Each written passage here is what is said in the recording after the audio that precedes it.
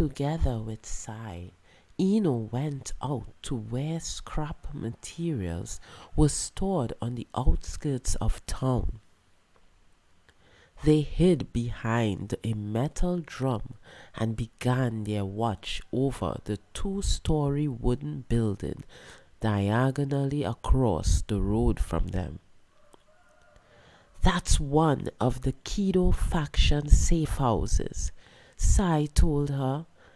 "I think they use it for secret talks or hiding people or locking people up." Sai had noted that during the course of his observation of Kido, the man had come to the safe house several times.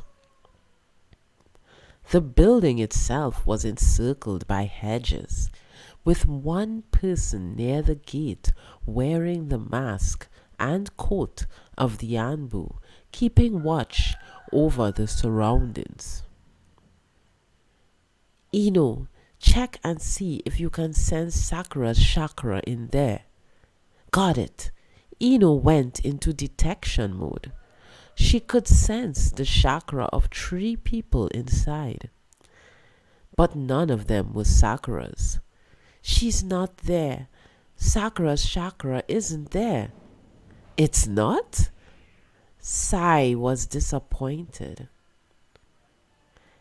"Hey, are we going to check out all the places Kido goes to one by one like this?" Ino asked, curious. "As if." Sai shook his head. "That would take way too long. And if Kido has safe houses I don't know about, it'd be gone over." "So then what are we going to do?"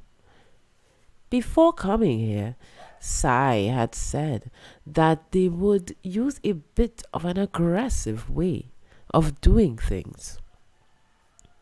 He pointed at the gate guard. "Fortunately, there's only one person on watch. We're taking him down." "Take him down? You mean a battle? Now?" "We'll do it with a fast attack. Use your mind transmission and get inside him. And then all you have to do is get out right before my attack lands." It was a basic combo attack, one Ino Shikacho often did. She had never done it with Sai before, but there was only one enemy and she had faith in Sai's skill. "Got it," she replied without hesitating. She wove the signs and focused her mental energy. "Okay, here I go." She had no sooner spoken the words to Sai than she was flying out from behind the drum. At the same time, she sent her mental energy shooting out toward the shinobi at the gate. Mind transmission jutsu. Her jutsu was a success. Ino made the guard stand stock still. Sai closed in on the guard, hands clenched into fists, and launched a single blow. Immediately before it landed, Ino shouted, "Release!" and escaped from the guard's mind. Once again, in control of himself, the first thing the guard saw was Sai charging toward him. Sai's fist landed in the other man's side, and the guard doubled up. Sai then dropped a sharp strike onto the back of his exposed neck with a stiff hand. The guard hit the ground without a cry. Sai tossed him over his shoulder before quickly returning to where Ino stood. "Let's ask this guy everything," Sai said, and started walking, still carrying the guard. Once they were inside the scrap metal shed, Sai rolled the guard onto the ground. All around them were heaps of scrap metals and materials, a piece of which made for a very nice blindfold. Sai took out some rope and tied the guard's hands behind his back before lashing his ankles together. He then sat the still unconscious guard up and leaned him against a pile of materials before waking him up. Sai, you... Quiet, Sai said, his voice calm, and took the guard's mask off. The man was around 30 years old. He glared at Sai and Ino in turn with angry eyes. I didn't want to have to do something so rough as this to a senior ninja.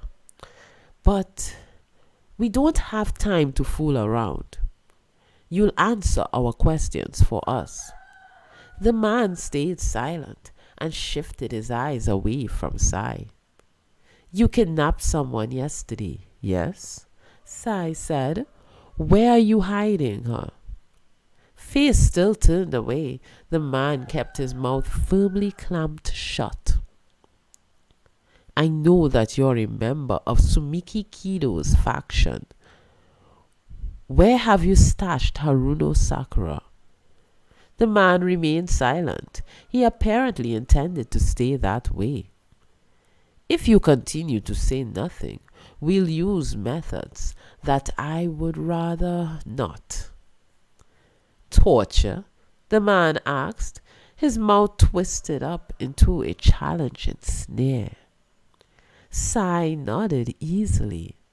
Yes, I'm also a former Anbu member, after all. I know any number of ways to get a person to talk. That's fine then, isn't it?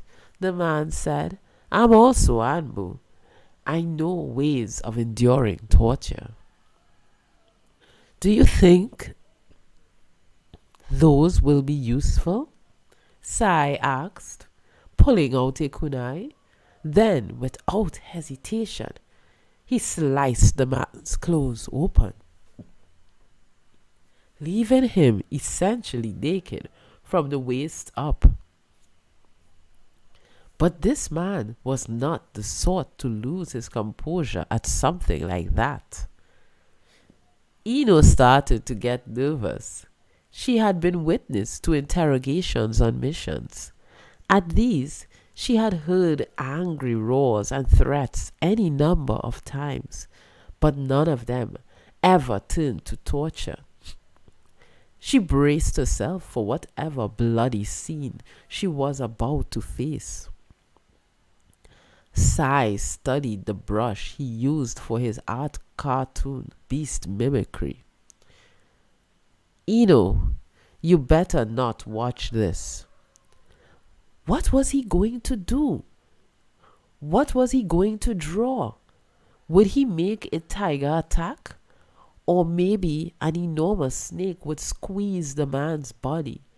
Or maybe one gruesome image after another flashed through her mind. And without thinking, she said, Hey, Sai, don't do anything too awful.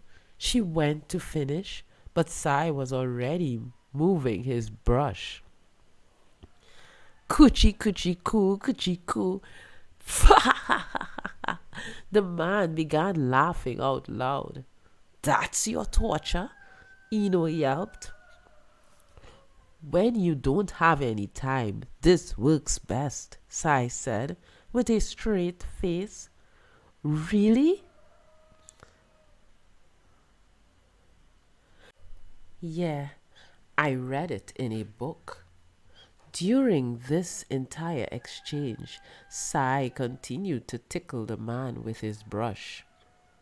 The man twisted his body as he laughed, wriggling and writhing, until finally saliva started to drip out of the corners of his mouth. After what Sai deemed sufficient time, he stopped moving his hand and asked, Now, will you tell us? Yes. The man's face and voice were despondent. No hint of the fearsome Anbu remained in him.